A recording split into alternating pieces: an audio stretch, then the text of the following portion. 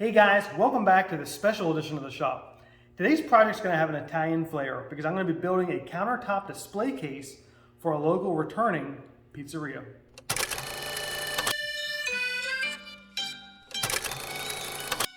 Now this display case is going to measure 7 feet long and 16 inches high. It's going to be sitting on top of the restaurant's front counter and it'll be used to display pizza, subs, and all the delicious food this place is going to cook up. The case has 4 compartments, divided vertically by glass shelves. This allows for double the display space, totaling 8 display surfaces. The case itself will be made entirely of 3/4 inch poplar with some pine trim. The clear panels on the outside are all plexiglass, while the shelves inside are solid 1/4 inch tempered glass.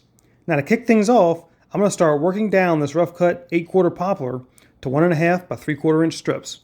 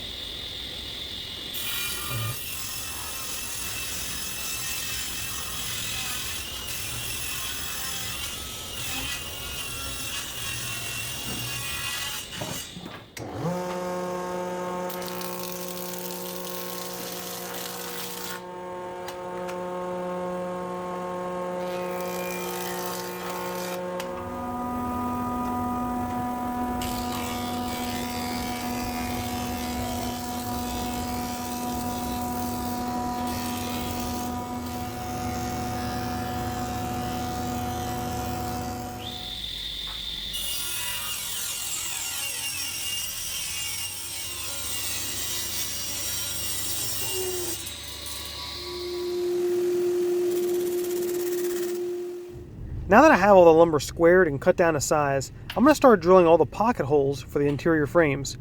This entire display case is basically a bunch of frames connected together. And because this case has no solid panels, I need these frames to be as strong as possible. And pocket hole screws are a great way to make a strong frame without spending a ton of time on joinery. And I'm not using a complex jig either. This is one of Craig's most basic pocket hole jigs. I've had this for years, and I've used it for a lot of different projects. To assemble these frames, I'm going to use a swivel pad locking C-clamp to hold the pieces down and keep the edges flush. Then I'll glue and screw the pieces together with 1.5-inch screws. Now one other thing I'm doing is using a spacer to make sure the middle frame member is at exactly the same spot on each frame.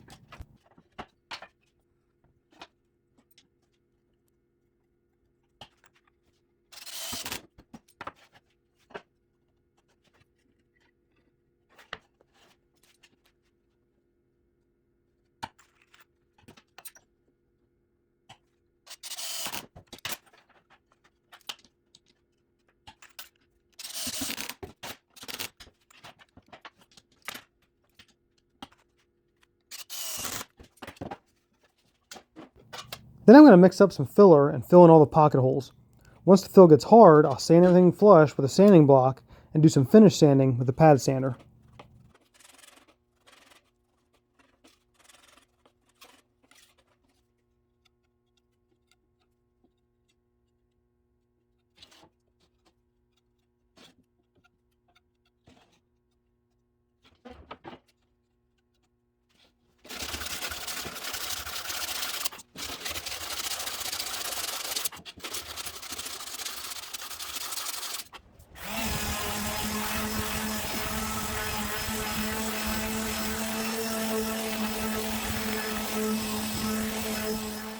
The trim router is going to be my go-to tool for routing the recess that holds these clear panels.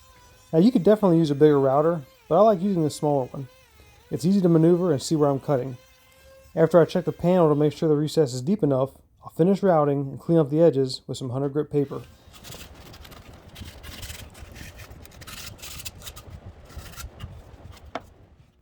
I'm going to use a basic but old-fashioned bevel to match the angle of the interior frames so that I can cut the rails of the face frame accordingly. Then I'll assemble both the face frame and top frame the same way as before.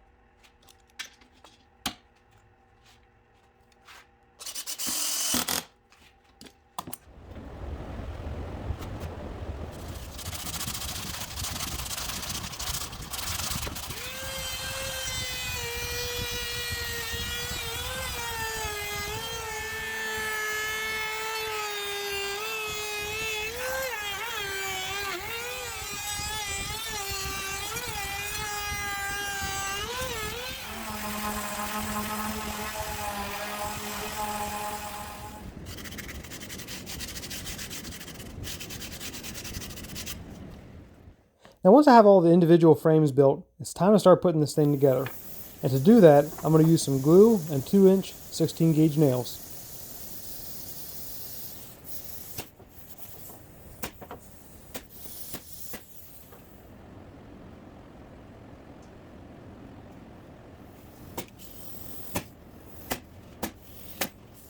Okay guys, this assembly is just about complete. The only thing left to do is fasten down the top frame the exact same way.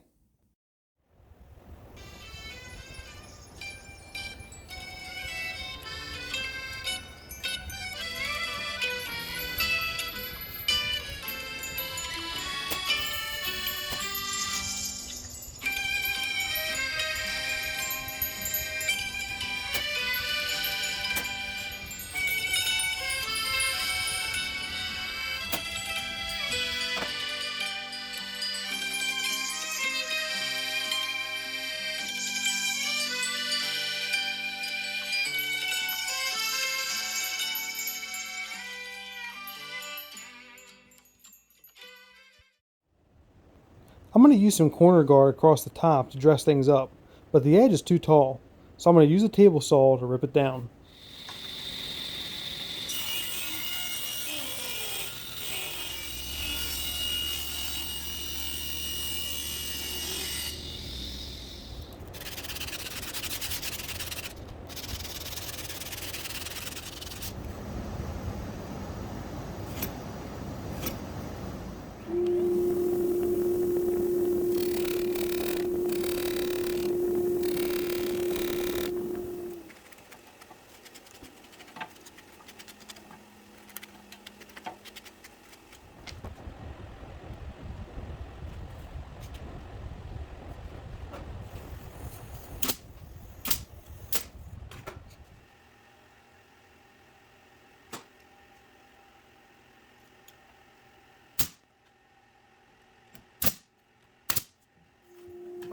The last part of the assembly will be the strips that hold the shells, and I want to make absolutely sure that they're all the same height and parallel with the bottom of the case.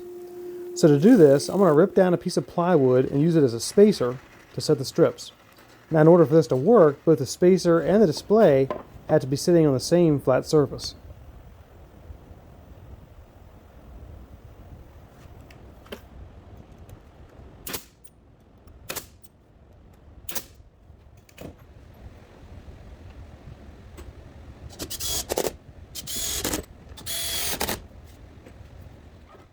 You know, I'm happy to say that I can finally start cutting out some plexiglass for the display windows, but I'm going to change over to a much finer blade first so the acrylic doesn't chip.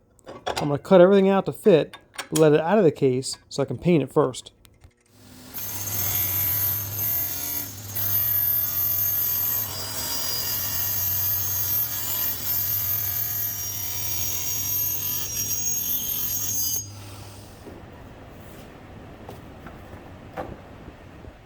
Now when it comes to paint, I went with Sherwin-Williams Emerald Urethane Enamel.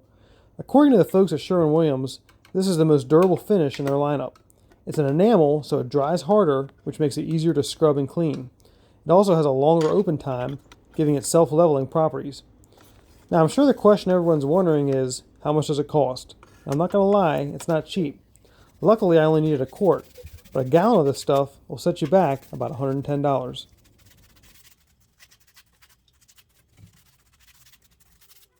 Alright guys, we are coming down to the wire, and that means it's time to set the plexiglass. And to do that, I'm going to use some glazing points and a large flat tip screwdriver. Then I'll install 4 small brackets so we can fasten this unit down to the counter.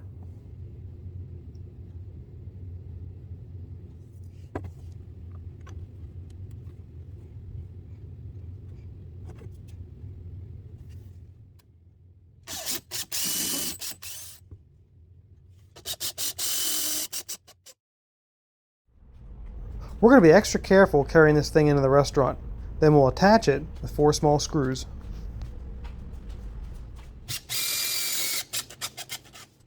Then I'll slide in the glass and put this project in the books.